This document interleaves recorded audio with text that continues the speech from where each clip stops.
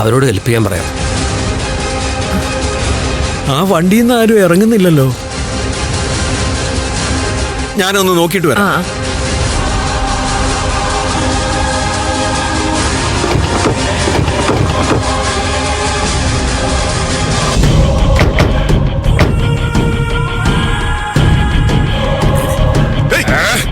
അയ്യോ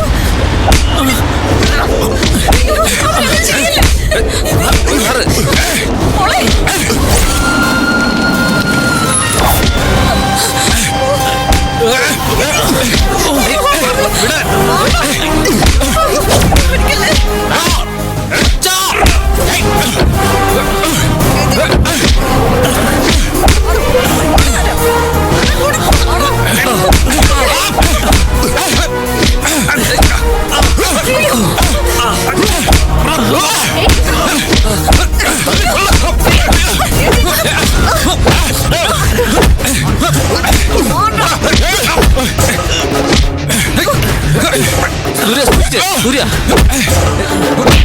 സൂര്യ, സൂക്ഷിച്ച്.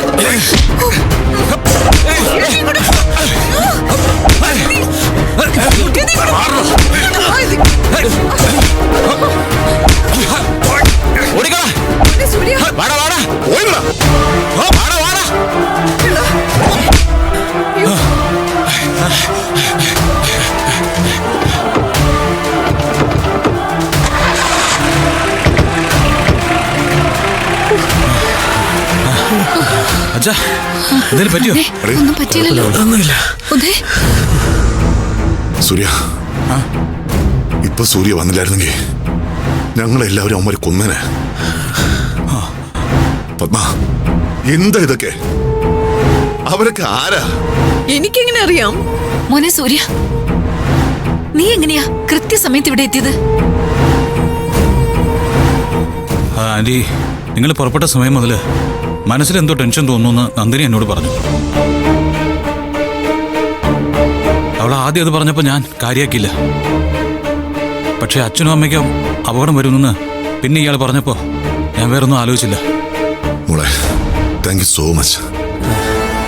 ഒരു പക്ഷേ നിനക്ക് അങ്ങനെ മനസ്സിൽ തോന്നിയില്ലായിരുന്നെങ്കിൽ ആർക്കെങ്കിലും. അങ്ങനെയൊന്നും സംഭവിക്കില്ല സർ. എനിക്കതുകൊണ്ടാണല്ലോ അങ്ങനൊരു തോന്നലുണ്ടായത്. ചിലപ്പോ സാറിന്റെയും മാഡത്തിന്റെയും തറവാട് ക്ഷേത്രത്തിലെ ദേവി തോന്നിച്ചതായിരിക്കും അത്.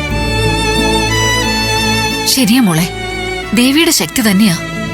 സൂര്യ, ഈ സംഭവിച്ചതിന് നിർബന്ധമായും പോലീസ് സ്റ്റേഷനിൽ പോയേ പറ്റൂ. ഇതൊക്കെ ആരാണെന്ന് കണ്ടുപിടിക്കണം. അല്ലെങ്കിൽ അവർ എന്ന് നമുക്കൊരു ഭീഷണി തന്നെ ആയിരിക്കും. രഞ്ജിത്ത്, അതൊന്നും വേണ്ട. പത്മ, താനെന്താ ഈ പറയുന്നത്? ഇത് പിന്നെ റിപ്പോർട്ട് ചെയ്യാണ്ട് എങ്ങനെയാ? നമ്മളിപ്പോ വിവാഹത്തിന്റെ കാര്യത്തിനല്ലേ മുൻതൂക്കം കൊടുക്കുന്നത്.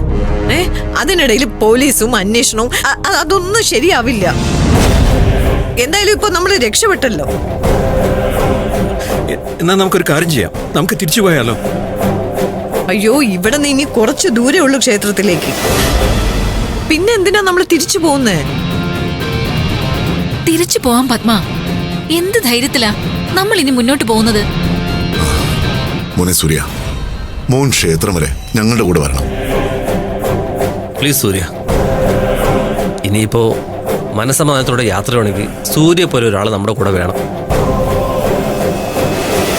സൂര്യ സാറ് വരും. എടാ, ഞാൻ എപ്പോഴും പറയാറില്ലേ, എനിക്ക് ദൈവത്തെക്കാളും വിശ്വാസമാണ് നിന്നെന്ന്. നീ എന്തായാലും വാ. ഏട്ടാ, പ്ലീസ് ഏട്ടാ. ഓക്കെ, അംഗരക്ഷകനായിട്ട് ഞാൻ കൂടെ വരുന്നത് അംഗീകരിക്കാൻ ബുദ്ധിമുട്ടില്ലെങ്കിൽ ഞാൻ വരാം.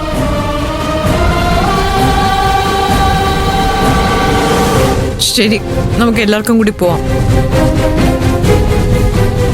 ഓക്കെ രഞ്ജിത്ത് കമോ ആ പിടിക്ക് പിടിച്ചോ എടുക്ക്.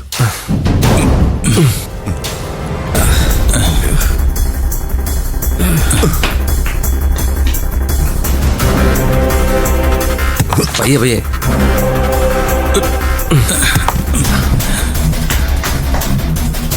പിടിച്ചോ.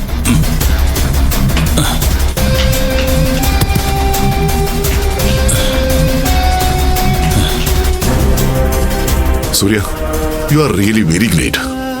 അതെ ഉദയ്, ഇവനെ മനസ്സിലാക്കാൻ ചിലർക്കൊന്നും സാധിക്കില്ല എന്ന് മാത്രമേ ഉള്ളൂ. അതിന്റെ ഇടയിൽ കൂടെ രഞ്ജിത്ത്, ഞാൻ മുമ്പേ പോവാം, നിങ്ങൾ പുറകെ വന്നാൽ മതി. ആ അച്ഛൻ കയറിക്കോ. വേദാ, അച്ഛനെ ഒന്ന് പിടിച്ചോ.